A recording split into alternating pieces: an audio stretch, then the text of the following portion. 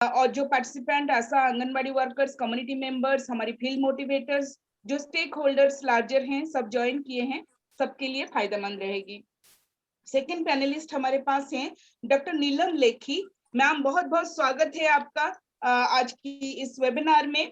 Ma'am है senior consultant radiologist, chairperson Delhi state Indian medical association women doctors wing की, past national chairperson है Indian medical association की mission pink health पे। 2017 से 18 ma'am president IMA Indian medical association east Delhi branch के थे और chairperson women doctors welfare association है। Ma'am बहुत बहुत स्वागत है और आशा करती हूँ आपको भी इससे अच्छा लगेगा जुड़ के सब आशा, आंगनबाड़ी और कम्युनिटी मेंबर से। तीसरे पैनलिस्ट हमारे हैं डॉक्टर अनीता चक्रवर्ती। मैम है ex director professor microbiology, Maulana Azad medical college से हैं और right now ma'am Hindu Rao college में हैं। और इसके साथ जो सबसे खास हमारी हैं, हमारी वेरी ओन डॉक्टर रंजना कुमारी, हमारी director centre for social research की तरफ से। मैम बहुत बहुत धन्यवाद, आपका इंस्पिरेशन, इनिशिएशन जिसके वजह से आज हम यहाँ तक पहुंचे हैं। ये सेकंड प्रोजेक्ट रिकवरी है कोविड को लेके। पहले में हम लोग 10 जिले में 5 दिल्ली के जिले और 5 हरियाणा के जिलों को लेके ये प्रोग्राम चलाया था। सेकंड स्टेज में हम लोगों ने 6 जिलों को लेके दिल्ली के ये प्रोग्राम चलाए हैं। हमारे साथ सारे मोटिवेटर्स हैं। Ma'am doctor Kumari, I am requesting you to say few words about the project. So, thank you very much, Mansi. I just want to welcome Dr. Agrawal. He was there last time. Very, very popular that program. We played it, replayed it.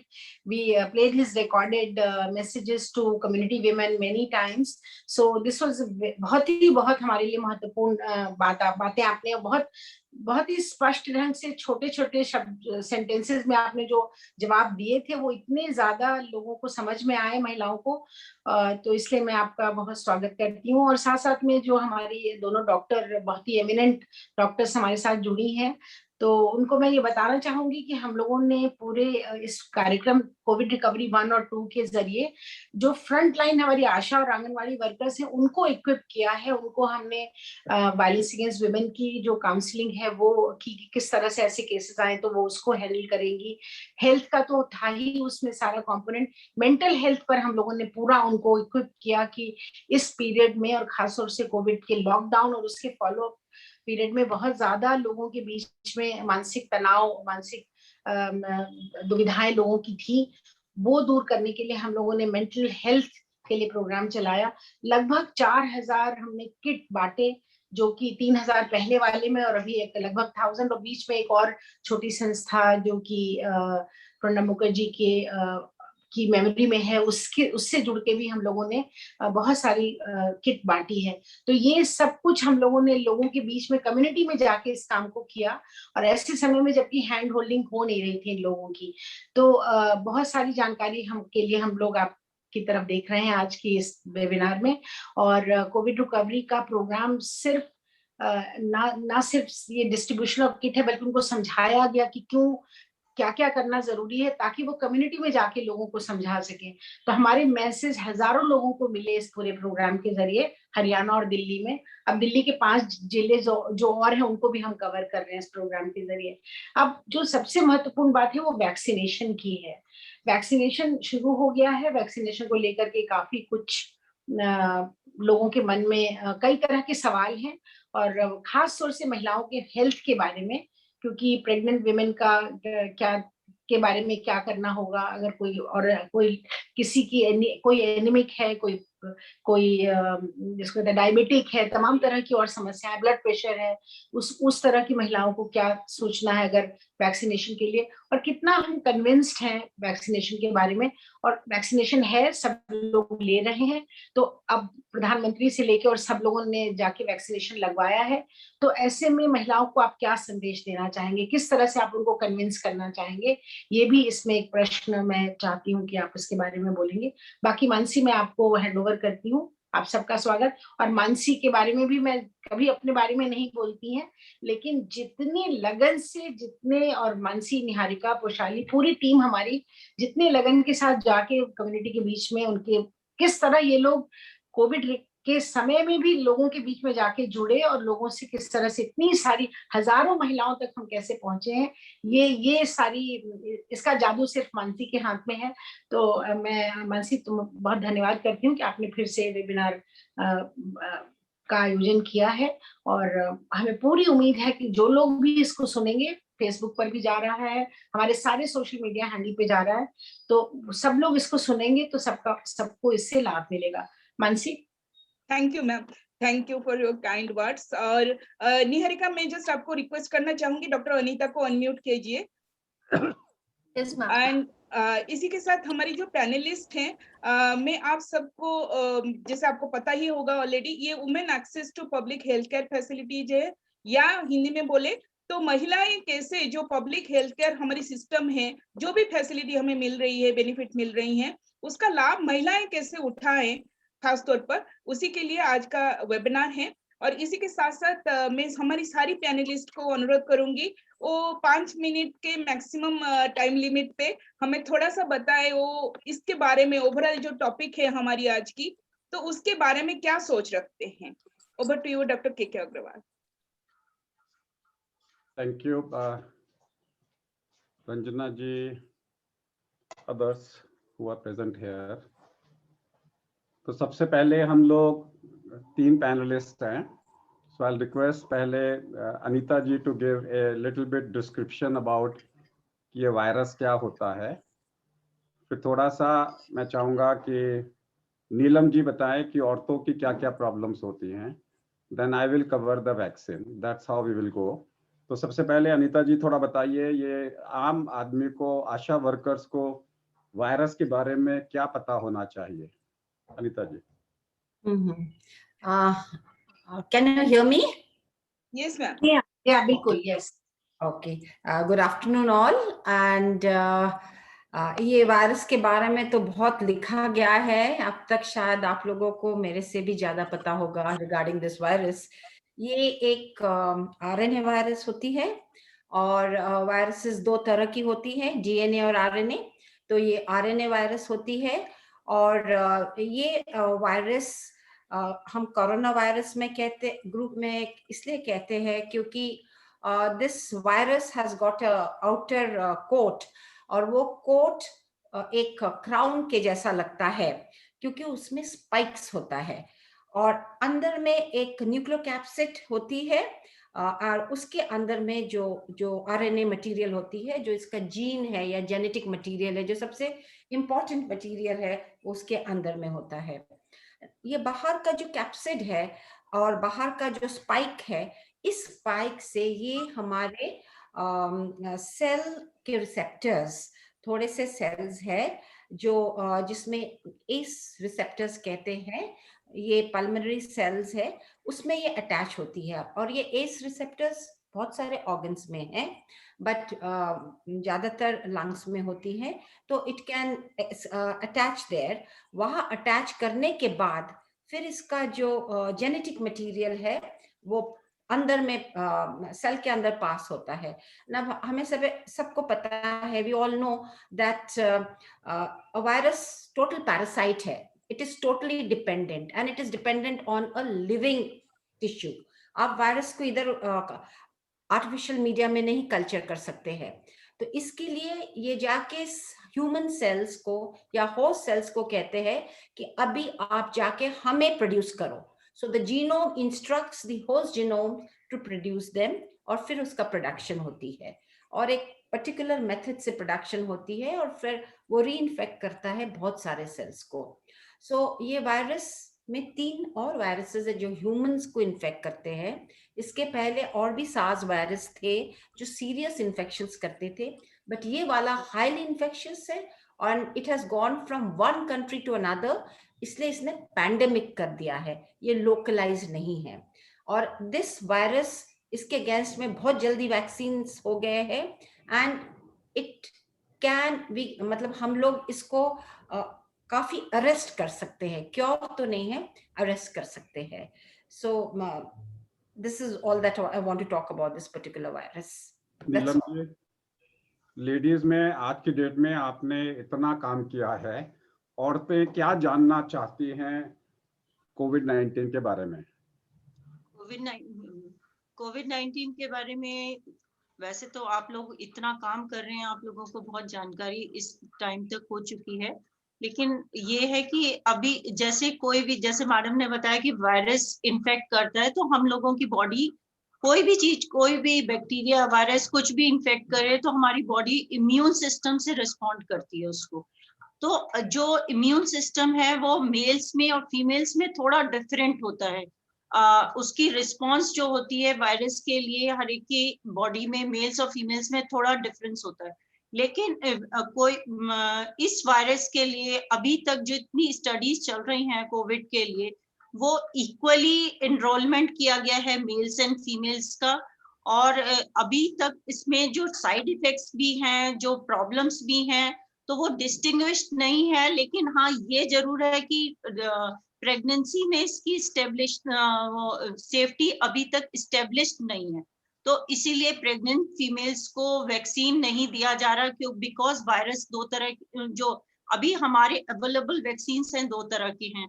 एक dead virus है और एक replicated virus है, तो RNA virus है, तो वो vaccine है. तो इसीलिए जो ये है कि प्रेग्नेंट फीमेल्स में स्टेब्लिश नहीं है, इसलिए इसकी सेफ्टी इसलिए नहीं दिया जा रहा. तो बेसिकली विमेन में ज्यादा साइड इफेक्ट्स हो या ज्यादा प्रॉब्लम्स हो, ऐसा नहीं है. दोनों अभी तक इक्वली इफेक्टेड हैं, इक्वल प्रॉब्लम्स सब में, मेल्स में और फीमेल्स में आ रही हैं, दोनों में. तो हम लोग कोविड की वजह से और हम लोग उसी तरह से इक्वल डिस्ट्रीब्यूशन भी कर रहे हैं वैक्सीन्स का भी, इसी तरह से हमारी सरकारें भी देख रही हैं, और फीमेल्स इक्वली इफेक्टेड भी हो रही हैं, और इक्वली इसके इरेडिकेशन में, हर काम में फीमेल्स इसमें इक्वली इन्वॉल्व भी हो रही है. Thank you. नीलम जी, मैं बिल्कुल, अनीता जी ने और नीलम जी को आपको बताया वायरस के बारे में, तो मैं थोड़ा सा अब वैक्सीन की तरफ चलूंगा, थोड़ा डिटेल में.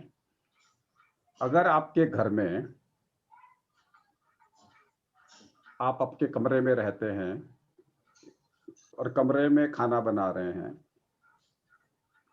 अगर आपके घर में कोई अनवांटेड इंसान आ जाए तो एकदम से आप घबरा जाओगे, रिएक्ट करोगे, क्योंकि आप उसको जानते नहीं. वो बिना कमरे को ठोक ठाक करके अंदर घुस गया तो आप डर जाओगे, आप चिल्लाओगे, उसे डांटोगे. अगर आप खाना बना रहे हो तो बेलन से मारोगे, कुछ ना कुछ करोगे. और अगर वो चौकीदार को बुलाओगे, उसको भगाने की कोशिश करोगे. और अगर वो आपकी कॉलोनी में आ गया, आपके घर में नहीं घुसा, तो कॉलोनी का चौकीदार उसको भगाने की कोशिश करेगा. उसी प्रकार से मेरे शरीर में मेरी कॉलोनी है और मेरा घर है. मेरे शरीर में 6 ट्रिलियन घर हैं मेरे. हर घर के अंदर में एक mitochondria, cytoplasm, ribosome, ER system, Golgi apparatus, ये रहते हैं. हर सेल के अंदर रहते हैं. 2 सेलों के बीच में गलियां होती हैं, जिसमें आरबीसी घूम रहे हैं. वेसल के अंदर में एक्स्ट्रा सेलुलर फ्लूइड है, जहां पे ये घर बने हुए हैं. इस घर में मैं नहीं चाहता कि कोई फॉरेन बॉडी घुसे, और मैं ये भी नहीं चाहता कि मेरे घर के बाहर मेरी कॉलोनी में कोई घुसे. अब जैसे ही मेरे घर के अंदर में, मेरी कॉलोनी में कोई घुसा, कौन घुस सकता है? कोरोना वायरस या कोरोना वायरस का प्रोटीन, वैक्सीन का प्रोटीन. वैक्सीन का प्रोटीन, मरा हुआ वायरस आ गया जिसे कोवैक्सीन बोलते हैं, या एक दूसरा वायरस इसके प्रोटीन को ले आया. जैसे एक चील एक ऊपर से उड़ती हुई आ रही है मांस लेके, वैसे ही ये वायरस किसी दूसरे वायरस का जीन लेके आ गया. तो क्या क्या हो सकता है? सबसे पहले क्या होगा? जो बाहर का चौकीदार है वो क्या बोलेगा, वहां पे चौकीदार के पास में क्या बोलेगा, get out, I don't want to see you, get out, get out, get out. उसको देखते ही बोलेगा गेट आउट। तो ये कौन सी चौकीदार होते हैं, इसे बोलते हैं आईजीई चौकीदार। तो हमारे शरीर में जो आईजीई चौकीदार हैं वो इमीडिएटली उनके ऊपर में हिस्टामिन छोड़ेंगे, ट्रिप्टेस छोड़ेंगे और उनको भगाने की कोशिश करेंगे। अगर आपको उस आदमी की शक्ल से नफरत है तो, जो आदमी आपके घर में आ रहा है, अगर आपको उससे नफरत है तो आप उसको एकदम से भगाने की कोशिश करेंगे। इसे बोलते हैं एलर्जी। यू से ना, I am allergic to this female, I don't want to see her face, I am allergic to this person, I don't want to see his face, ऐसा बोलते हो ना। तो वैसे ही वहां पे आईजीई वाले एंटीबॉडीज आते हैं, चिल्लाते हैं, we don't want you, get out from here, don't enter here. उस रिएक्शन को 15 मिनट में रिएक्शन होती है। इससे क्या होगा, लोग क्या कहेंगे, I don't want to see you, rigors, I don't want to see you, respiratory problems, उसके साथ में I don't want to see you, खुजली होनी चालू हो जाएगी, निकलो निकलो निकलो निकलो निकलो, कोलैप्स कर जाएंगे रेस्पिरेटरी सिस्टम में, कार्डियोवैस्कुलर सिम्टम्स आ जाएंगे। कल एक मनुष्य की जिसको सेकेंड वैक्सीन लगा, उसको एनाफिलैक्सिस हुआ और उसकी मृत्यु हुई। इसे एनाफिलैक्सिस बोलते हैं। ये पेनिसिलिन से भी हो सकती है, एंटीबायोटिक से भी हो सकती है। हर 10 लाख लोगों को अगर एक इंजेक्शन लगेगा, कोई भी इंजेक्शन हो, तो उसमें एक को एनाफिलैक्सिस होगी। अगर आपने समय पे उसको एड्रेनलिन नहीं दिया तो वो 15 मिनट में मर जाएगा। सो एड्रेनालिन इज द आंसर, और उसको आइडेंटिफिकेशन 15 मिनट में होगा। अगर आपके पास में घर के अंदर में वो घुस गया आदमी, घर में घुसने के बाद में 3-4 घंटे बाद उनको पता लगा कि ये तो आई हेट दिस फेलो, तब तक आपने ध्यान ही नहीं दिया, तब कॉम्प्लीमेंट बाहर निकल के आएगा। उसे बोलते हैं, अभी क्या आया था, मास सेल आई थी आईजीई लेके, अब कॉम्प्लीमेंट आएगा और वो कॉम्प्लीमेंट आके इमीडिएटली स्वेलिंग कर देगा बॉडी में अलग अलग जगह पे, जिसे complement mediated non IgE allergy बोलते हैं, जो 4 घंटे के बाद होगी। जो 4 घंटे के बाद होगी उसमें आपके चेहरे पे इस प्रकार की स्वेलिंग आ जाएगी जो आपने देखा है आपके चेहरे पे, आपके होठों में। इसको इन लेडी को कल शाम को 6 बजे वैक्सीन लगा था, आज सवेरे उठी तो पूरा उनके होठ सूजे हुए थे। This is non IgE mediated allergy. उसके बाद में कुछ लोगों को जब वैक्सीन अंदर बैठ जाएगा, 2 दिन के बाद में उनके हाथों में इस प्रकार की एलर्जी आ जाएगी, जिसे सेल मेडिएटेड एलर्जी बोलते हैं। ये अच्छी एलर्जीज हैं, इसका मतलब है वायरस असली था, इसका मतलब है वैक्सीन असली था। अगर ये रिएक्शन आ जाए या ये वाली रिएक्शन आ जाए 3रे, 4थे, 5वें दिन में हाथों में, यू से बल्ले बल्ले, मजा आ गया, अब तो सेल मेडिएटेड इम्यूनिटी भी बन गई। ये 3-4 दिन में अपने आप चले जाएंगे।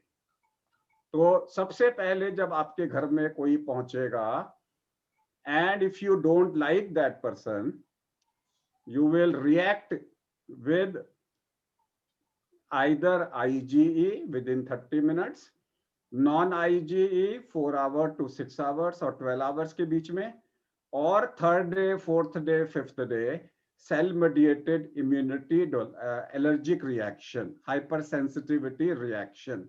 These are called as hypersensitivity reactions. अब क्या हुआ कि वो आपके घर में घुस गया, अब वो कॉलोनी के अंदर में घुसा और कॉलोनी वालों ने वो डॉच कर गया कॉलोनी को। कॉलोनी के अंदर में जब वो घुसा तो कॉलोनी वाले उसको पहचान नहीं पाए, अब वो मेरे घर में घुस गया।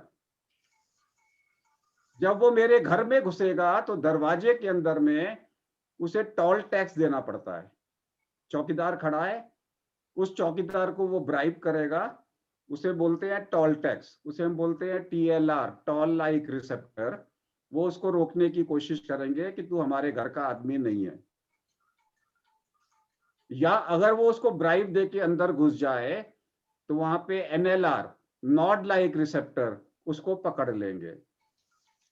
अगर वो किसी कारण से मेरी सेल के अंदर घुस गया और उसने मेरी सेल की फोटोकॉपियर मशीन को टेक ओवर कर लिया, तो मेरे घर के अंदर में जो प्रोटीन बन रहे हैं वो अपना प्रोटीन बनवाना चालू कर देगा। कोवैक्सीन में पूरा मरा हुआ वायरस अंदर घुसेगा और कोविशील्ड में जीन घुसेगा, वो मेरे न्यूक्लियस में जाके RNA को रिलीज करेगा, RNA जाके मेरी फोटोकॉपियर मशीन को ओवरटेक करेगा और फिर वो अपने प्रोटीन्स बनाएगा। जब मेरी सेल में जो खाना बन रहा है, मेरी सेल में खाना, हम वेजिटेरियन मान लो मेरी सेल है, और अब उसमें नॉन वेज खाना बनना चालू हो गया, तो बाहर उसकी हवा निकलेगी, खुशबू निकलेगी लोगों को, अरे इस घर में तो मांस पक रहा है या नॉन वेज बन रहा है, या नॉन वेज बनता था तो वेज बन रहा है। वो तो बोलते हैं ये इसके घर में तो कुछ और बन रहा है प्रोटीन।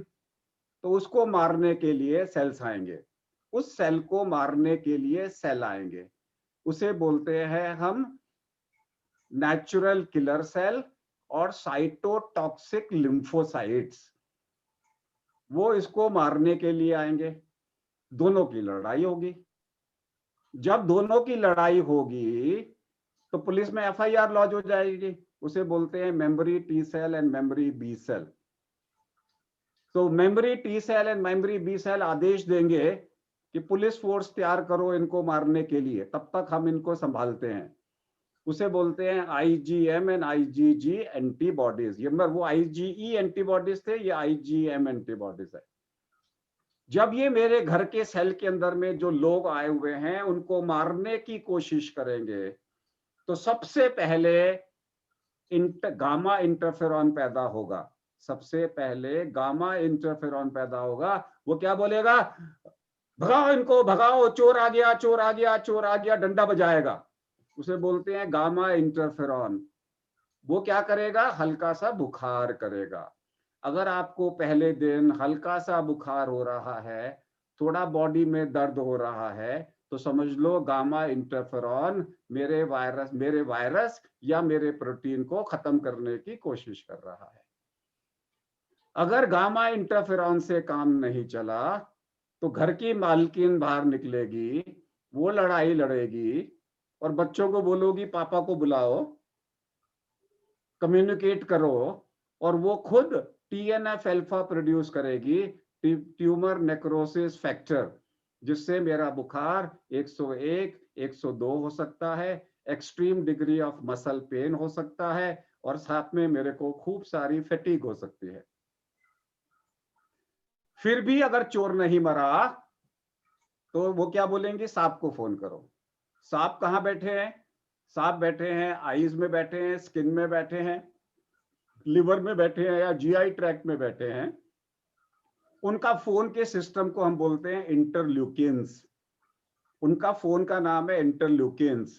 तो सांप को जैसे ही पता लगेगा वो इंटरल्यूकिन 6 को भेजेंगे, वो लिवर में जाके बोलेगा CRP बनाओ, C रिएक्टिव प्रोटीन बनाओ, फिब्रिनोजन बनाओ, कि मारकाट हो रही है, सीमेंट की जरूरत पड़ेगी, तो वो फिब्रिनोजन बढ़ाएंगे। तो इससे मेरे शरीर में इन्फ्लेमेशन हो जाएगा और मेरे शरीर में थ्रोम्बोजेनिसिटी हो जाएगी।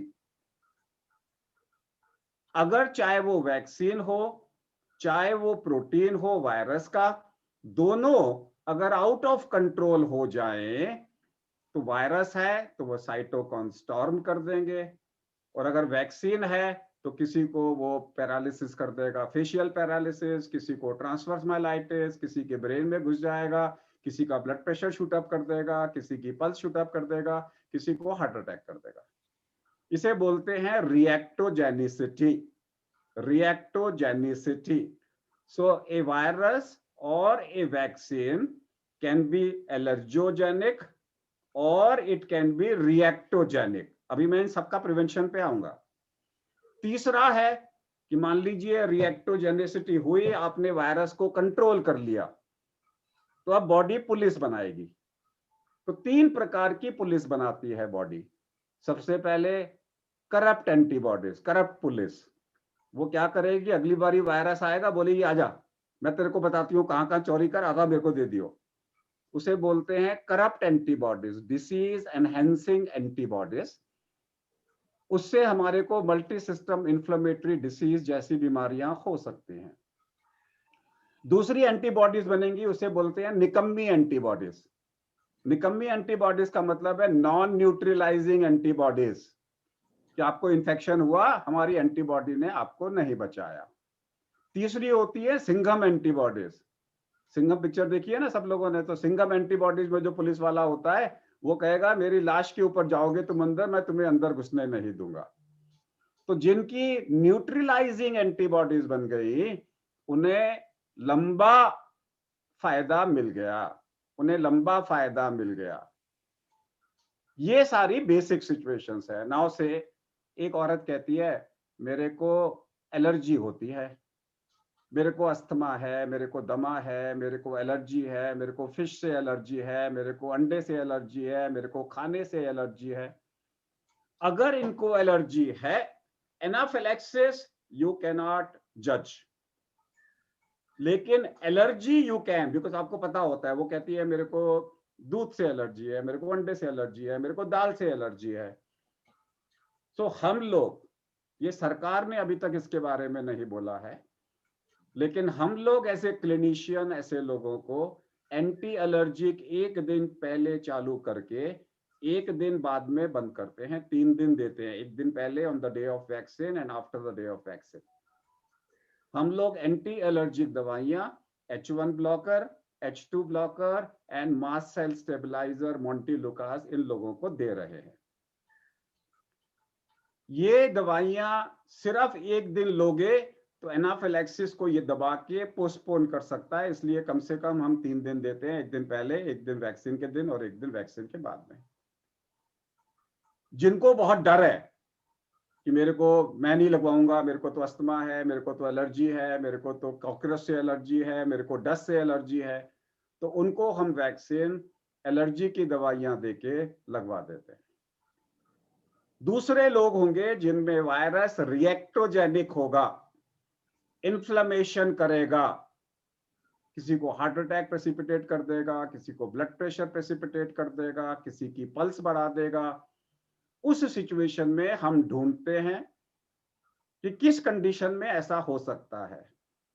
तो जिन लेडीज को ब्लड प्रेशर है, अगर उनका ब्लड प्रेशर कंट्रोल में नहीं है और बढ़ जाएगा, अगर उनकी डायबिटीज कंट्रोल में नहीं है तो और बढ़ जाएगी, उनको इंपेंडिंग हार्ट अटैक है तो प्रेसिपिटेट हो जाएगा। तो हम इन लोगों को उनकी बीमारी को कंट्रोल करने के बाद वैक्सीन लगाते हैं। मान लीजिए कोई औरत कहती है कि मेरे को तो वैक्सीन के नाम से ही मेरे को धड़-धड़ कांपने लगती हूँ, मेरा ब्लड प्रेशर बढ़ जाता है, मेरे को तो वैक्सीन का सुन के ही मेरी दिल की धड़कन बढ़ जाती है, तो इनको हम ब्लड प्रेशर की या पल्स की दवाई देने के बाद वैक्सीन लगाते हैं। इनको हम सीधा नहीं भेजते। सर मैं रिक्वेस्ट करना चाहूंगी, क्या हम अपने क्वेश्चन की तरफ मूव कर सकते हैं? थोड़ा सा टेक्निकल हो रहा है। 2 मिनट में खत्म कर रहा हूँ। जी जी 2 मिनट में खत्म कर रहा हूँ। तो इस तरीके से अगर आप करेंगे तो आपको कोई भी प्रॉब्लम नहीं होगी। अब सवाल जवाब लीजिए। जी सर, मैं आप सभी पैनलिस्ट से जानना चाहूंगी, क्या कोई जेंडर बैरियर ऐसा है कि महिलाएं ज्यादा सुविधा नहीं उठा पा रही हैं पब्लिक हेल्थ केयर फैसिलिटीज में, पर्टिकुलरली ये पैंडेमिक के दौरान या जो कोविड रिकवरी के प्रोसेस में, क्या ऐसे जेंडर बैरियर्स रह रही है? नीलम जी। सर थोड़े बहुत जेंडर बैरियर्स हैं। एक तो जो है थोड़ी अवेलेबिलिटी जो है जो दूर दराज में महिलाएं रहती हैं, गाँव में रहती हैं, जहाँ पे बहुत सारी सुविधाएं नहीं पहुंच पाती हैं, तो और उनको जैसे कन्वेंस की प्रॉब्लम है या वो खुद अकेले अपने आप से नहीं जा सकती हैं, तो ये एक उनको इसमें दिक्कत आती है कि वो अगर ये फैसिलिटीज लेना चाहें तो उनको प्रॉब्लम आती है कि वो सेंटर तक कैसे पहुंचे।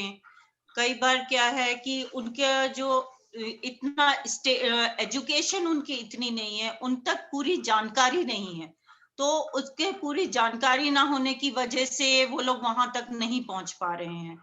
और कुछ फैमिली प्रॉब्लम्स की वजह से भी, अगर फैमिली में कुछ भी प्रॉब्लम होती है तो जनरली फीमेल सबसे पहले अपनी हेल्थ सेक्रीफाइस करती हैं। ये एक जनरल हमारा सोशल स्ट्रक्चर है कंट्री का, कि अगर कहीं पे भी कुछ प्रॉब्लम है तो सबसे पहले फीमेल्स अपने ऊपर लेती हैं अपनी प्रॉब्लम से। अगर फाइनेंशियल प्रॉब्लम्स भी हैं तो फीमेल्स सोचती हैं कि नहीं, चलो पहले ये काम, हम घर का ये काम पूरा कर लें, बाद में अपना अपना इलाज बाद में करा लें। और कुछ कल्चरल प्रेफरेंसेस भी हैं। तो ये सारे कारण हैं, सोशियो इकोनॉमिक स्टेटस है, ये सारे कारण हैं जिसकी वजह से फीमेल्स जो हैं अपनी हेल्थ को बहुत इग्नोर करती हैं और हेल्थ केयर सिस्टम तक नहीं पहुंच पाती हैं। और इसीलिए ये जो पेरिफेरल सिस्टम है, आप लोग सब लोग जो हमारे पेरिफेरल वर्कर्स हैं, ये आप लोग आंगनवाड़ी वर्कर्स हैं, ये बहुत इंपॉर्टेंट है कि ये इन लोगों को, सबको, फीमेल्स को हर पेरिफेरी में जाके अवेयर कराएं वैक्सीन के बारे में भी, और इन जो हेल्थ केयर सिस्टम हमारा अवेलेबल है कि हम लोग के, और उनको वहां तक पहुंचाने में भी हम लोग मदद करें। तो ये बहुत इंपॉर्टेंट है। ये थोड़े प्रॉब्लम्स फीमेल्स के साथ हैं कि जो लोग, इसीलिए वो उसको, इतनी सुविधाएं होते हुए भी उसको अवेल नहीं कर पाती हैं फीमेल्स। डॉक्टर अनीता, आप कुछ ऐड करना चाहेंगे? मैं अग्री करती हूँ डॉक्टर साहब से, मैडम से। और एक्चुअली हमें पता है कि हमारा सोसाइटी थोड़ा पैट्रियार्कल है, सो उसका रिस्पांस इसके लिए जब फीमेल्स के, और मेनी टाइम्स उनको फर्स्ट नहीं भेजेंगे, मेल चाइल्ड को पहले भेजेंगे। अपार्ट फ्रॉम दैट, एजुकेशन का भी बड़ा इम्पोर्टेंट रोल होता है। और बिकॉज एजुकेशन कम होने से, इलिटरेसी होने से, उसके बारे में जानकारी इतना नहीं होता है, इग्नोरेंस होता है, तो रॉन्ग कॉन्सेप्ट्स होते हैं उसके बारे में। एंड ऑफ कोर्स एक फनी बात है कि लोगों को डॉक्टर्स का भी डर लगता है, तो fear of doctors is also there on treatment. So ये भी माइंड में आ जाता है। एंड कल्चरल बिलीव्स, ट्रांसपोर्टेशन अच्छा नहीं हो तो फिर पहुंच नहीं पाते हैं उधर पेरिफेरल एरिया में जो भी है। और ये सब बहुत ज्यादा इम्पैक्ट करता है। And more over even income, socio economic strata पे बहुत डिपेंड होता है। जो लोअर सोशियो इकोनॉमिक स्ट्रेटा है, बहुत सारे बच्चे होंगे, पहले मेल चाइल्ड को ही इन लोग कोशिश करते हैं प्रमोट करने के लिए। सो अभी धीरे धीरे बदल रहा है जमाना। ऑफ कोर्स इक्वालिटी आने में थोड़ा बहुत टाइम लगेगा, बट बेटर थिंग्स हो रहे हैं। और हमारे जो आशा फैसिलिटेटर्स है वो बहुत अच्छे काम कर रहे हैं। सो ये सब और एस्पेक्ट्स है जिसको ख्याल में हम रख सकते हैं। That's all. Thank you doctor Anita. मैं सार के पास आना चाहूंगी। डॉक्टर अग्रवाल, आपको कैसा लगता है कि क्या महिलाओं के लिए वैक्सीनेशन प्रोसेस जो है वो कुछ बेहतर बनाया गया है, कुछ फैसिलिटेशन ऐसे दिया गया है खास तौर पर महिलाओं के लिए? देखिए, बेसिकली महिलाएं सबसे आगे बढ़ के हिच को निकालें।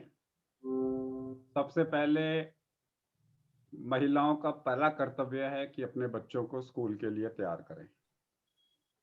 और अगर वो अपने स्कूल के लिए तैयार करेंगी तो सबसे पहले उनके मन में ये आएगा कि बच्चे इन्फेक्शन लाके घर में सास ससुर को इन्फेक्शन दे देंगे, इसलिए वो हेजिटेंट हैं बच्चों को वैक्सीनेशन ना लगवाने के लिए, बच्चों को स्कूल ना भेजने के लिए। तो सबसे पहले सारी महिलाएं अपने सास ससुर, माँ बाप, नाना नानी, दादा दादी, दादा चाचा ससुर, सब लोगों के वैक्सीन लगवाएं। फिर वो लेडीज जिनकी उम्र 45 साल और 60 साल के बीच में है, अगर उनको वो 20 बीमारियां हैं तो अपने जाके वैक्सीन लगवाएं। अगर घर की गृहिणी को वैक्सीन लग जाता है तो बीमारी समाज में काफी हद तक कम हो जाती है। सो आपका कर्तव्य होता है कि आप पहले अपने घर में जो एल्डरली हैं उनको नॉर्मली क्या होता है, कई लोगों ने सवाल पूछा कि सरकार ने पहले एल्डरली को क्यों लगाया, पहले आपने बच्चों को या 45 साल से कम वालों को क्यों लगाया। अगर ऐसा होता तो ना बूढ़ों को, एल्डरली को कभी वैक्सीन मिलता, ना औरतों को कभी वैक्सीन मिलता। हस्बैंड वगैरह सारे लगा लेते, औरतें घर में रह जाती, बड़े बूढ़े घर में रह जाते। तो मेरे हिसाब से इस वक्त में सब औरतों का कर्तव्य है, क्योंकि औरतें और आदमियों में बराबरी है, कि पहले अपने माँ बाप के लगवाएं, फिर माँ बाप विल इंश्योर कि घर में औरतों को भी नेग्लेक्शन ना हो और सबके वैक्सीन लगे। आज की डेट में कोई डिफरेंस नहीं है, लेकिन ये वायरस कुछ काम करता है। ये वायरस मेंस्ट्रुएशन को रिस्पेक्ट करता है, इसलिए मेंस्ट्रुएशन के दौरान कोरोना की बीमारी कम हो जाती है। यह हमारी एनेक्डोटल ऑब्जर्वेशन है। औरतों में ये बीमारी कम करता है आदमियों के मुकाबले, और औरतों में रिस्क होने के खतरे ज्यादा होते हैं। अभी कोई एविडेंस नहीं है कि औरतों में ये पूरी एंटीबॉडीज नहीं बना रहा, औरतों में पूरी एंटीबॉडीज बनती है। सो मेरी रिक्वेस्ट इस वक्त के सेकंड फेज के अंदर में है कि अगर हमें नॉर्मलसी लानी है तो बुजुर्ग लोगों को वैक्सीन जल्दी से जल्दी लगवाओ, ताकि बाकी सारे लोग खुल के घर में आ सकें। आज सीडीसी की गाइडलाइंस आने वाली हैं, और अगर वो सीडीसी की गाइडलाइंस आज शाम तक आ गई अमेरिका में, तो एक खुशखबरी आने वाली है कि जिनके 2 वैक्सीन लग गए वो अपने घर में 2 वैक्सीन लगने वालों की पार्टियां कर सकते हैं। ये अमेरिका की गाइडलाइंस आ रही हैं। हम लोग भी यहाँ पे एक फंक्शन कर रहे हैं, उसमें लिखे हैं कि जिनके 2 वैक्सीन लग गए हैं और 15 दिन हो गए हैं, सिर्फ उनकी एंट्री अलाउड है, ताकि लोगों के मन में ये घुसे कि वैक्सीन कितना इंपॉर्टेंट है। बहुत अच्छा सर, बहुत अच्छी बात बताया आपने। सर, मैं सेकंड भी यही जानना चाहूंगी कि वैक्सीन इक्वल डिस्ट्रीब्यूशन के लिए अमंग वुमेन एंड मेन क्या कुछ फैसिलिटी ऐसे अरेंजमेंट किया गया है? नहीं, आज की डेट में आप जाएंगे, आप अपने नंबर से जाएंगे, मेल है कि फीमेल है, ऐसा नहीं है कि फीमेल के लिए अलग से लाइन है, मेल के लिए अलग से लाइन है, और वो वैक्सीन में खो भी नहीं सकती।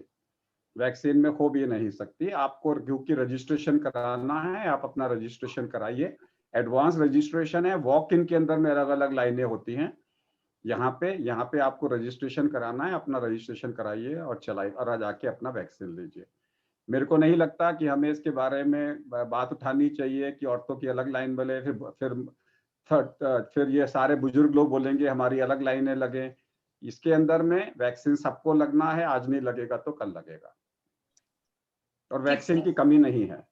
ठीक सर।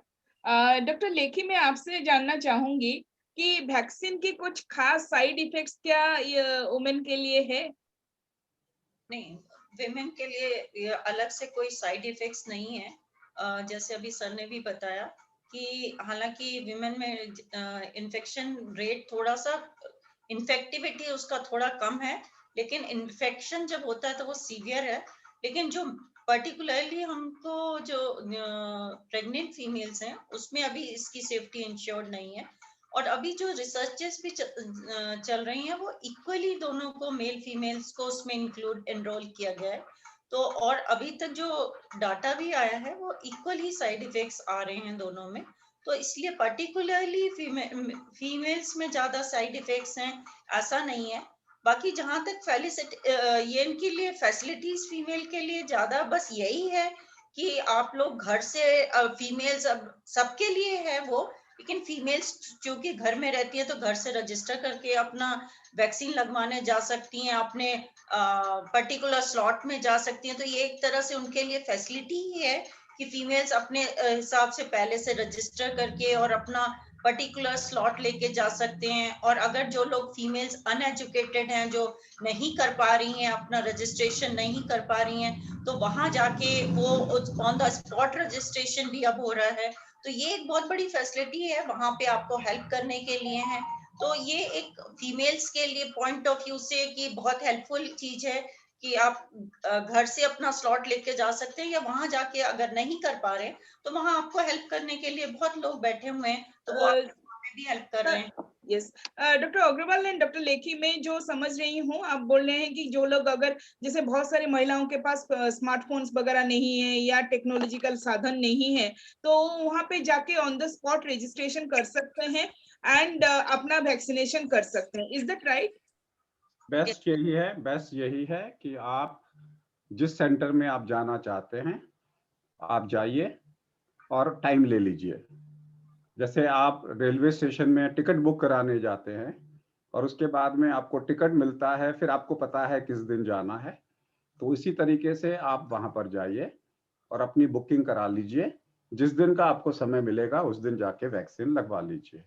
इसमें कोई डिफिकल्टी नहीं होनी चाहिए। पिक्चर का टिकट भी आप बुक कराते हो, ट्रेन का टिकट भी आप बुक कराते हो, प्लेन का टिकट भी आप बुक कराते हो, बस का टिकट भी आप बुक कराते हो। उसी प्रकार से आपको कोई टेलीफोन किसी चीज की जरूरत नहीं है। आप सेंटर में जाइए, हर सेंटर का एक बुकिंग टाइम होता है, उसमें जाइए, अपनी बुकिंग कराइए। आपको एक कागज देंगे, टाइम देंगे, उस टाइम पे आइए, इंजेक्शन लगवाइए और चले जाइए। Thank you sir.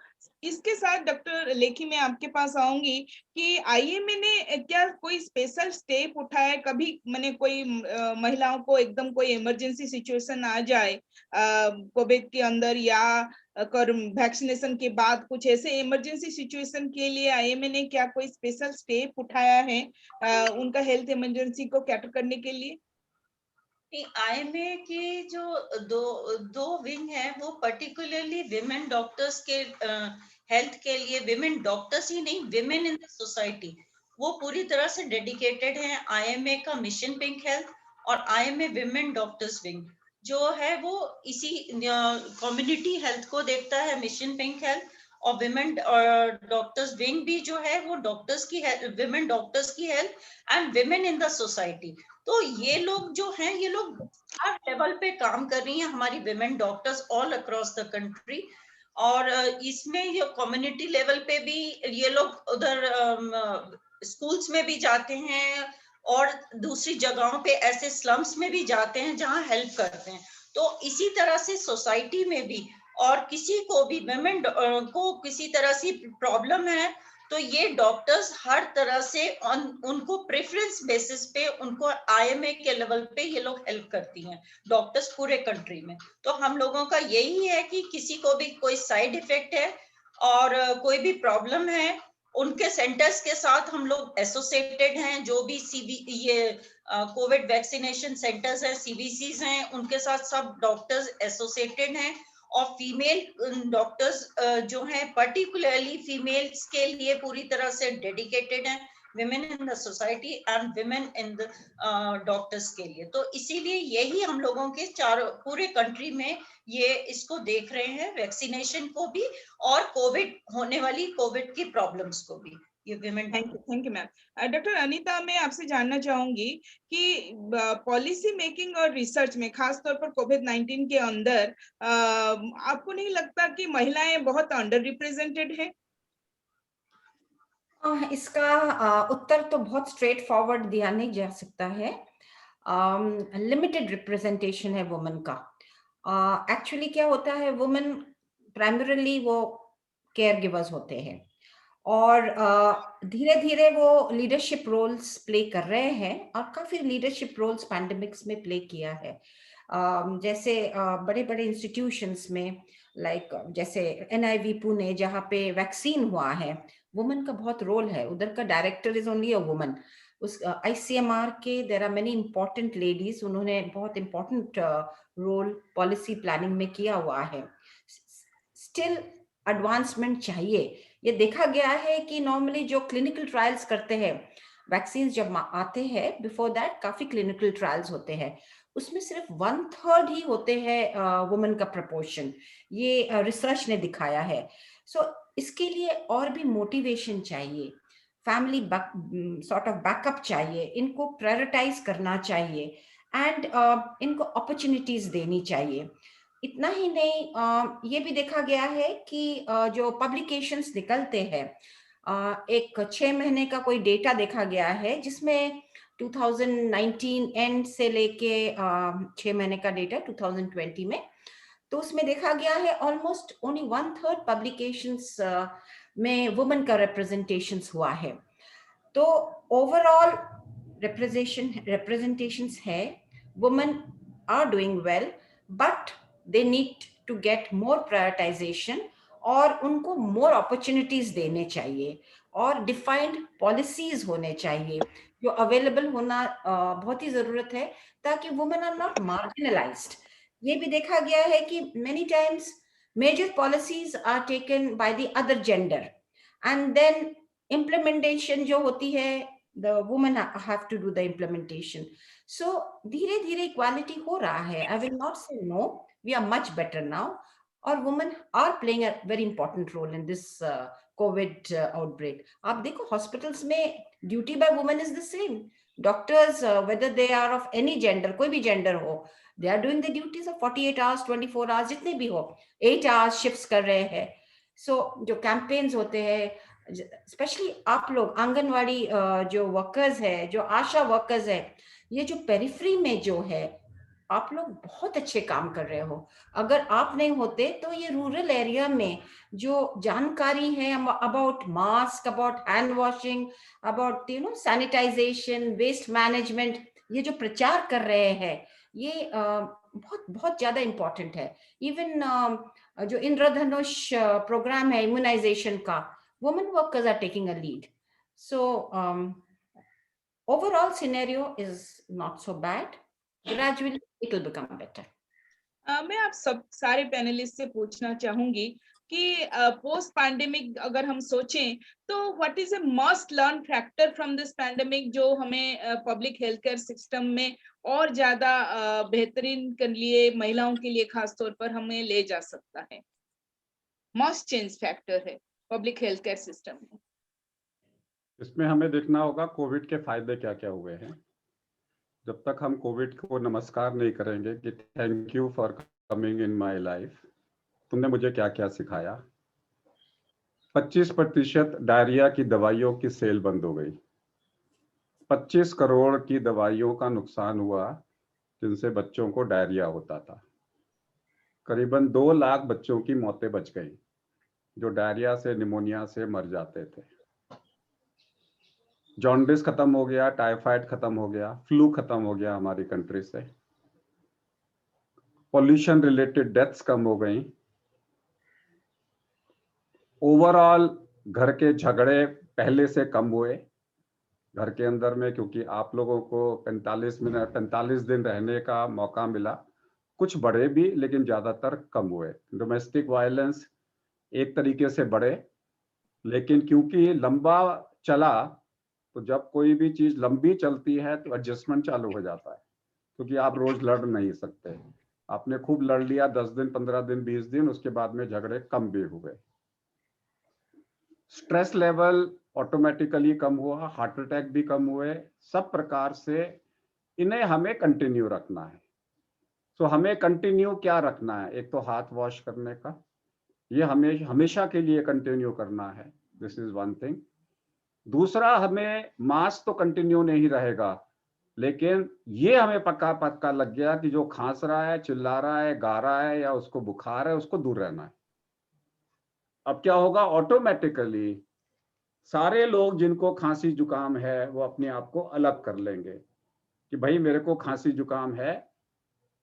That is the बदलाव जो आया है और वो आना चाहिए। तीसरी चीज, सब औरतों को पता लग गया है कि कड़वा कसैला खाना है, कि कड़वे के डाइट में न्यूट्रिशन की वैल्यू कितनी है, कि मुझे अपनी इम्यूनिटी डेवलप करनी है, बच्चों की इम्यूनिटी डेवलप करनी है। अब वो जितने भी विटामिन तो जिंदगी भर तो अफोर्ड नहीं कर सकते, तो अब वो सीख रहे हैं कि घर में विटामिन कैसे पैदा करें, अपने खाने को न्यूट्रिशियस कैसे बनाएं। इससे बहुत बीमारियां आगे जाके कम हो जाएंगी। मेरा मानना है कि हर एडवर्सिटी एक अपॉर्चुनिटी देके जाती है। इस अपॉर्चुनिटी का फायदा उठाओ और इस कोरोना से कम जाने के बाद में कम से कम अपनी जिंदगी के 10 साल बढ़ाओ, कि कोरोना ने जो सिखाया है वो आपकी 10 साल की जिंदगी बढ़ा देगा अगर आप उसको फॉलो अप करोगे तो। नीलम जी। कोरोना ने सही कह रहे हैं सर, जो सिखाया है हमें कि हमारे को जीने के लिए कितनी कम चीजों की जरूरत है। हम लोगों को एक सादा खाना और साफ हवा और छोटा सा घर कितना और कितनी रिस्ट्रिक्टेड लाइफ में हम कितना कितना बेटर जी सकते हैं। तो एक तो ये चीज हमने सादा जीवन फिर से जीना सीखा है, इस कोविड ने हमें बहुत ये सब सिखाया है। और दूसरा जो हम लोगों को कोविड के बाद अब ये है कि हमारे बड़े लेवल पे, गवर्नमेंट लेवल पे भी थोड़े चेंजेस करने की जरूरत है। हालांकि हमारी सरकार ने इस इतने बड़े पैंडेमिक को बहुत ही अच्छे तरीके से, जितनी पॉपुलेशन के हिसाब से बहुत अच्छे तरीके से इसको टैकल किया है। और परसेंटेज ऑफ पेशेंट्स हमारे और कंट्रीज के मुकाबले बहुत कम हुए हैं, लेकिन फिर भी इंफ्रास्ट्रक्चर इसमें हेल्थ केयर सिस्टम में ज्यादा बढ़ाने की जरूरत है। और इसलिए अब हेल्थ केयर सिस्टम के इम्पोर्टेंस ज्यादा फील हो रही है कि हेल्थ केयर सिस्टम कितना इम्पोर्टेंट है, और इसीलिए सरकार ने इस साल बजट बढ़ाया भी है। तो अब हमारे को और ज्यादा हॉस्पिटल्स और ज्यादा केयर, डॉक्टर्स, नर्सेस, इन सबको भी इंफ्रास्ट्रक्चर बढ़ाने की जरूरत है। पेरिफेरी तक हमारा ज्यादा से ज्यादा डिस्ट्रीब्यूशन सिस्टम बेटर करने की जरूरत है। और बाकी हमें अपने पर्सनल लेवल पे, जैसे सर ने बोला कि हमको सारी प्रिकॉशंस अब लेना आ गया है कि हमको प्रिकॉशंस कैसे लेनी है। तो जैसे हैंड वॉश है या सैनिटाइजर्स है, इनका रेगुलर यूज, कि वायरस हमें कहाँ से आता है, बैक्टीरिया का कैसे मिल सकता है, कैसे, और हमको जो ब्रीदिंग डिसऑर्डर्स हैं वो कैसे, प्रॉब्लम्स कैसे होती हैं, तो वो सब प्रिकॉशंस लेना हमने सीखा है। और आगे इन चीजों को हमने कंटिन्यू करना है। ये नहीं कि अब अच्छा कोविड कम हो गया, पैंडेमिक आ गया, वैक्सीन लग गया तो हमने प्रिकॉशंस बंद कर दिए, ये सब नहीं। इसके बावजूद भी हमने आगे प्रिकॉशंस लेते रहना है, ताकि इतना खराब अनप्रेसिडेंटेड सिचुएशन आगे कभी हमें फेस ना करना पड़े, और फेस कर कभी ऐसी कभी और सिचुएशन आए तो हम और बहुत बेहतर तरीके से उसको टैकल कर सकें। डॉक्टर अनीता, आप ऐड करना चाहेंगे? मैं दोनों से ही सहमत हूँ। Exactly, mental and physical health, complete health profile जो होती है, उसके बारे में हमें काफी जानकारी मिल गया है। बूस्ट टू योगा मिल गया है, बूस्ट टू न्यूट्रिशन मिल गया है। और सबसे इम्पोर्टेंट ये है, जब मैं आप लोगों के सामने बोलती हूँ कि हम सब बड़े इम्प्रेस्ड हो गए हैं by the health care at the peripheral level, at the rural level, जहाँ पे हमारे बहुत पॉपुलेशन रहते हैं। तो इसके लिए मैं सोचती हूँ कि धीरे धीरे डिसीजन मेकिंग में more and more women can come for decision making. मुझे ये भी लगता है कि पॉलिसीज जब बनते हैं, they should also be there, क्योंकि they can give some very important impact to policies. ये जो जेंडर है, ये systemic gender gap, this is systematically ये कम होते जा रहा है। एंड हमारी vision for the future is that this gender gap for opportunities should become less. तो ये भी हो जाने से बहुत फायदा है। पंचायत में अगर लीडर ही वुमन हो तो उस जगह का पंचायत बहुत बढ़िया चलेगा, क्योंकि उनके हाथ में बागडोर होगा, प्लस वो देख सकते हैं about the different types of facilities जो सब हम यूटिलाइज कर सकते हैं। और हेल्थ सिस्टम में जैसे पैसे बढ़ाए हैं, वैसे पेरिफेरल हेल्थ सिस्टम में भी बहुत लेबोरेटरी, डायग्नोस्टिक स्ट्रक्चर्स, छोटे छोटे पीएचसी में भी इन लोगों ने रिसेंटली अनाउंस किया है कि वो अपग्रेड करेंगे। ये सब सुविधाएं बड़े पॉजिटिव है। एक बार अपग्रेडेशन होता है, वो सिर्फ कोरोना के लिए नहीं होता है, वो टीबी के लिए भी हो जाएगा, वो दूसरे रेस्पिरेटरी वायरसेस के लिए हो जाएगा, वो बैक्टीरियाज के लिए हो जाएगा, पैरासाइट्स के लिए हो जाएगा। तो आपके पास छोटे जगह में इनिशियल फैसिलिटीज हो जाएंगे, बेसिक फैसिलिटीज हो जाएंगे, जिसके ऊपर आप ट्रीटमेंट कर सकते हो। आजकल एक ट्रीटमेंट में एक वर्ड यूज करते हैं, सिंड्रोमिक अप्रोच। मतलब एक जैसे अगर आपके क्लिनिकल मैनिफेस्टेशंस हो, उसके लिए आप एक बेसिकली कंपैक्ट ट्रीटमेंट दे सकते हो, तो उससे हेल्थ सिस्टम में भी दबाव कम पड़ेगा। तो बेनिफिट भी हुआ है जिनका लॉस हुआ है, it has been very sad, but हम जागृत हो गए हैं एज अ नेशन। और जो हमारा हाथ धोने का, चप्पल बाहर रखने का, ये सब हमारा इंडियन प्रैक्टिसेस है।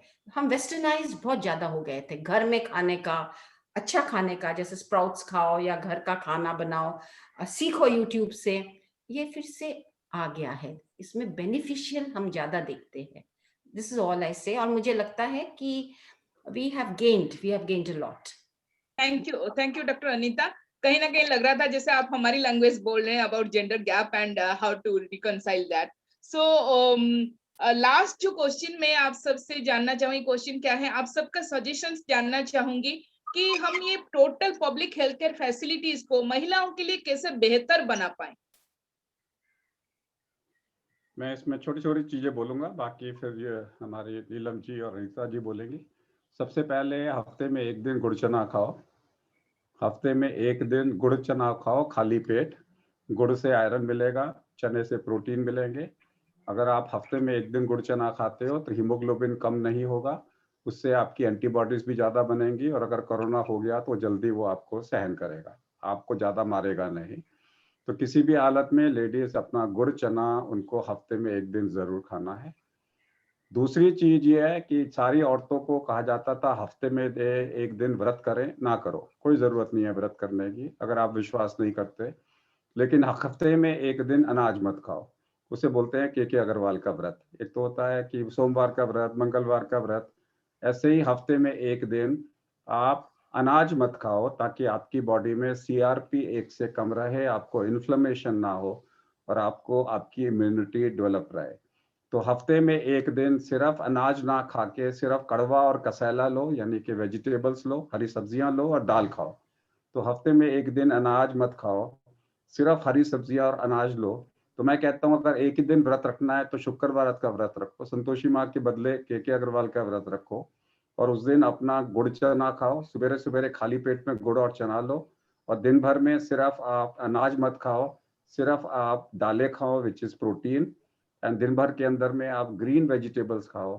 इससे over a period of time आपका बॉडी में इन्फ्लेमेशन खत्म होता जाएगा, आपका CRP कम हो जाएगा, और ये वायरस आपके सब क्लिनिकल बॉडी को फर्दर नहीं जलाएगा। Neelam ji. I only suggest कि दो फीमेल्स की इम्यूनिटी बेटर होती है थोड़ी, लेकिन फिर भी जैसे क्योंकि प्रेगनेंसीज और ये सब मेंस्ट्रुएशन कुछ फीमेल सेक्स रिलेटेड प्रॉब्लम्स होती हैं जिसकी वजह से फीमेल्स में प्रॉब्लम्स आगे चल के ज्यादा रहती हैं। तो एक तो मैं यही बोलना चाहूंगी कि फीमेल्स सब लोग अपना रेगुलर चेकअप जरूर कराएं। अपने किसी भी फैमिली प्रॉब्लम्स की वजह से या अपने फाइनेंशियल कंस्ट्रेंट की वजह से अपना हेल्थ चेकअप और अपनी बीमारी को इग्नोर ना करें। एक तो ये इस चीज का बहुत ध्यान रखें। और एक चीज और मैं आप लोगों के माध्यम से कहना चाहती हूँ कि हम लोग क्योंकि मिशन पिंक के माध्यम से भी इस बात की अवेयरनेस बहुत क्रिएट करते हैं कि कार्सिनोमा सर्विक्स के बारे में। तो मैं इस माध्यम से भी आपको बोलना चाहती हूँ कि कार्सिनोमा सर्विक्स बच्चेदानी के मुंह का कैंसर एक ऐसा कैंसर है जो हमारे देश में दूसरे नंबर पे सबसे ज्यादा फीमेल्स में होता है, और जिसका वैक्सीन अवेलेबल है, जिसकी रोकथाम संभव है, जो रोका जा सकता है, जो पॉसिबल है, और जो 11 साल से लेके 45 साल तक की महिलाओं को दिया जा सकता है, 11 साल की बच्चियों से लेके। तो एक उसको वैक्सीन को भी लगाने के, कार्सिनोमा सर्विक्स का वैक्सीन लगवाएं और उसके लिए अवेयरनेस क्रिएट करें, ताकि ये जो बच्चेदानी के मुंह का कैंसर है जो सबसे बड़ा कारण है उसमें पेरिफ्रीज में डेथ, फीमेल डेथ का कैंसर से, तो उसको की रोका जा सके। और दूसरा, अपना रेगुलर हेल्थ चेकअप जरूर कराएं। ये इसकी मेरी सबसे गुजारिश है कि फीमेल्स, अब क्योंकि आपके ऊपर पूरी फैमिली पलती है, आपको पूरी फैमिलीज को देखना होता है, तो सबको एनकरेज करें और वेरी नाइस अपना रेगुलर चेकअप कराने के लिए। Thank you. डॉक्टर अनीता। मेरा सेम ओपिनियन है। अगर वुमन अपना नहीं देखे तो फैमिली का देखना बड़ा मुश्किल है। तो अपना हेल्थ को खुद ही देखे, दैट इज इम्पोर्टेंट। और हेल्थ चेकअप्स के लिए जाए, जहाँ जहाँ वैक्सीनेशन है ले लें। ब्रेस्ट कैंसर, माउथ कैंसर और सर्वाइकल कैंसर, ये सब अर्ली स्टेजेस में अगर आप डिटेक्ट करो तो यू कैन कट, मतलब उसको काफी लिमिट कर सकते हो आप। तो ये बहुत जरूरी है ये जांच करना। एंड ऑफ कोर्स एजुकेशन तो होनी ही चाहिए, ये बहुत इंपॉर्टेंट है। जितना हो सकता है एजुकेट हो जाए, कोई ट्रेनिंग प्रोग्राम्स में लग जाए ताकि वो कुछ और भी सीख सकते हैं। And look after yourself. मैं तो सोचूं women have to think about themselves, क्योंकि ज्यादातर वुमेन जो होते हैं वो सोचते हैं कि बस हमें फैमिली प्रायोरिटी है, फर्स्ट फैमिली आएगा, लास्ट हम आएंगे। बट अगर वो फिट नहीं रहे तो फैमिली को देखना बड़ा मुश्किल है। सो बस मैं इतना ही कहना चाहती हूँ। Ma'am, before I take up the feedback questions from our participants, Dr. Kumari ma'am, आप कुछ बोलना चाहेंगे?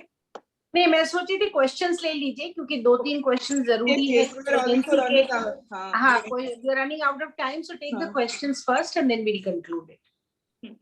सर, आपके लिए पहला क्वेश्चन है कि ये कंसेंसस है कि जो सेकेंड डोज है वैक्सीन का बहुत जगह में 12 दिन के गैप में ले रहे हैं, और हमारी कंट्री में शायद में 1 महीने की गैप पे बात किया गया है। 12 वीक की गैप सजेस्ट कर रहे हैं बहुत कंट्रीज। तो आप इसके बारे में क्या बताएंगे? जब हम हमारे घर में हमारी शादी करते हैं तो पंडित हम इंडियन लेते हैं, बाहर की कंट्री का पंडित नहीं लेते। तो हमारी कंट्री में 28 दिन का रिकमेंडेड है हमारी पॉपुलेशन में। हमें डिले नहीं करना चाहिए unless there are medical reasons. हर कंट्री के अलग अलग रिजल्ट्स हैं। हमारी कंट्री के जो रिजल्ट्स हैं उसके हिसाब से 28वें दिन लेना है। मैंने भी 28वें दिन पे लिया है। Unless there is a medical reason to postpone it और there is a social compulsion to postpone it. Of choice नहीं, ऑफ चॉइस आप 28 दिन पे लीजिए। Thank you sir. और एक हमारी पार्टिसिपेंट से क्वेश्चन आई है कि उनको कोरोना हुआ है एंड 50% लंग्स डैमेज करके बताया गया है। क्या उनके लिए अभी वैक्सीन लेना इफेक्टिव होगा, या क्या गैप वो मेंटेन करे वैक्सीन लेने के? उनके लिए तो सबसे ज्यादा जरूरी है, क्योंकि अगर उनको दोबारा कोई भी निमोनिया हो गया या कोविड का इन्फेक्शन आ गया दोबारा से, तो उनकी जान को खतरा हो सकता है। उनको 3 वैक्सीन लेने हैं, एक नहीं, निमोनिया का, न्यूमोकॉकल, फ्लू का और कोविड का। उनको तीनों वैक्सीन लगने जरूरी है। और एक पार्टिसिपेंट ने हमें ये क्वेश्चन पूछा है, I have an seizure issue, so seizure हो रहा था उनको, वैक्सीनेशन सेंटर में डॉक्टर ने उनको मना कर दिया वैक्सीन देने। उनको सीजर है तो वो सीजर की दवाई, उनका सीजर कंट्रोल होना चाहिए। सुबेरे सीजर की दवाई लेके जाएंगे, प्लस सुबेरे सीजर को प्रिवेंट करने की एक दवाई लेके जाएंगे। ये 3 चीजें इनके लिए जरूरी हैं। कॉन्ट्रा इंडिकेशन नहीं है, लेकिन उनको ऐसे सेंटर में जाके लगवाना पड़ेगा, थोड़ा सा हायर सेंटर हो, ताकि अगर सीजर आ गया जिसकी पॉसिबिलिटी 1 लाख में 1 आदमी को होगी, उस सिचुएशन में उसे मैनेज किया जा सके। जान को खतरा नहीं है। ओके। और एक हमारी साथियों से क्वेश्चन आया है, पोस्ट प्रेगनेंसी कितने दिनों के बाद वैक्सीनेशन होना चाहिए? आज की डेट में तो वो 2 साल तक मना कर रहे हैं, क्योंकि वो तो ब्रेस्ट फीडिंग को दे ही नहीं रहे। ब्रेस्ट फीडिंग तो आप 2 साल तक दोगे, तो आज की डेट में तो ब्रेस्ट फीडिंग को दे ही नहीं रहे, तो प्रेगनेंसी के बाद देने का सवाल ही नहीं है। कि अगर आप उसको बोल रहे हो तो फिर वो लोग क्या करेंगे, बच्चे को दूध पिलाना बंद कर देंगे। तो आज की डेट में जब तक भारत सरकार अपनी पॉलिसी चेंज करने जा रही है, और इसी महीने के अंदर में भारत सरकार से आ जाएगा प्रेगनेंसी में और पेरीपार्टम पोजीशन में लोगों को वैक्सीन लगेगा। उसका रीजन है कि इनकी स्टडी के अंदर में प्रेगनेंसी के अंदर में ये वैक्सीन सेफ पाया गया है। ये किसी भी टाइम पे डिक्लेयर कर सकते हैं। इस वक्त में जो औरतें बच्चों को दूध पिला रही हैं, हाथ जोड़ के रिक्वेस्ट है कि अभी तो हालांकि उनको वैक्सीन नहीं लग रहा है, लेकिन अगर वो हेल्थ केयर वर्कर्स हैं, आशा वर्कर्स हैं, कि वो सिर्फ इसलिए दूध पिलाना बंद ना कर दे कि वैक्सीन लग जाएगा, वो गलत है। वो बच्चे के साथ में नाइंसाफी होगी। Thank you sir. Ma'am, before we conclude, आप कुछ बोलना चाहेंगे? नहीं, मुझे लगता है काफी सारी जानकारी देने के लिए डॉक्टर अग्रवाल और हमारी डॉक्टर लेखी और डॉक्टर सबका बहुत बहुत धन्यवाद करती हूँ। और साथ में मैं ये भी जो आखिरी सवाल ये है कि बहुत बार लोग इस तरह की भी एक चर्चा होती है और सोशल मीडिया पर मिस इन्फॉर्मेशन का जो अड्डा बन गया है वहां से खबर आती है कि वैक्सीन आने वाले। 2 क्वेश्चन हमारे बीच में भी आया कि क्या फाइजर की वैक्सीन इंडिया में आ रही है, या फिर दूसरा एक क्वेश्चन और भी था कि स्पुतनिक के लिए बहुत प्रचार है कि वो इंडिया में आने वाली है, और काफी सारे हम लोग के सर्कल के मित्र लोग भी कह रहे हैं कि वेट करिए। हालांकि हम सब लोगों ने तो अपना रजिस्ट्रेशन करा के और वैक्सीन का कर लिया है, लेकिन बाकी लोग इस तरह की अफवाहों के उसमें हैं, तो उसके लिए क्या करना चाहिए? मतलब क्या आपकी एकदम क्लियर मैसेज क्या है उस पर,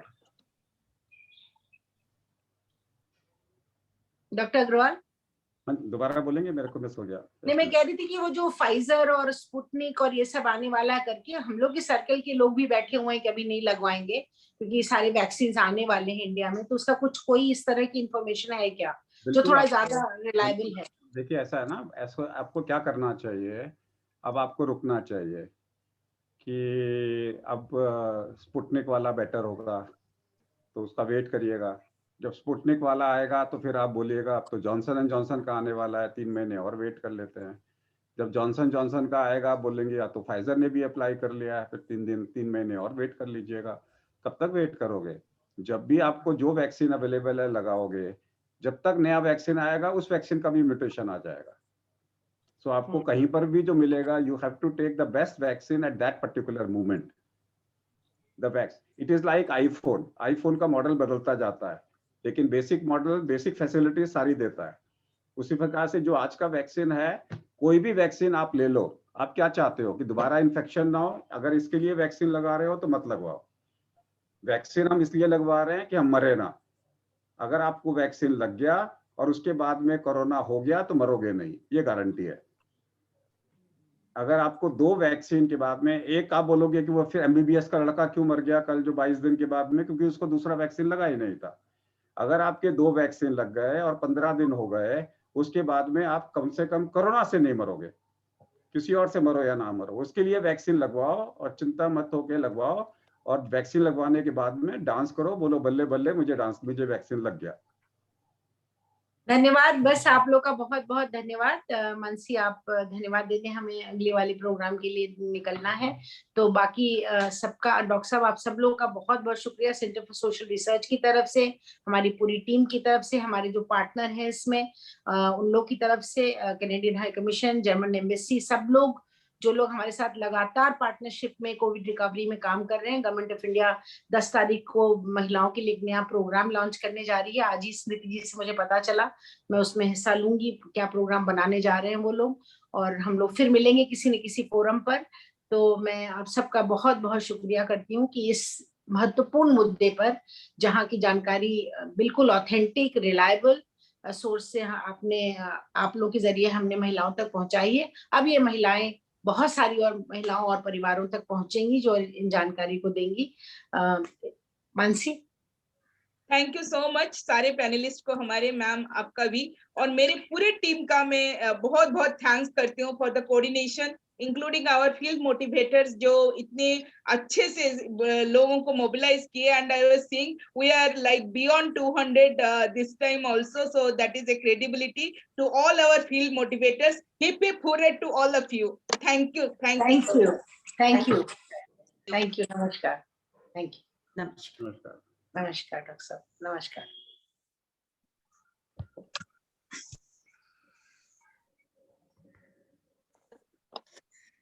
Escape.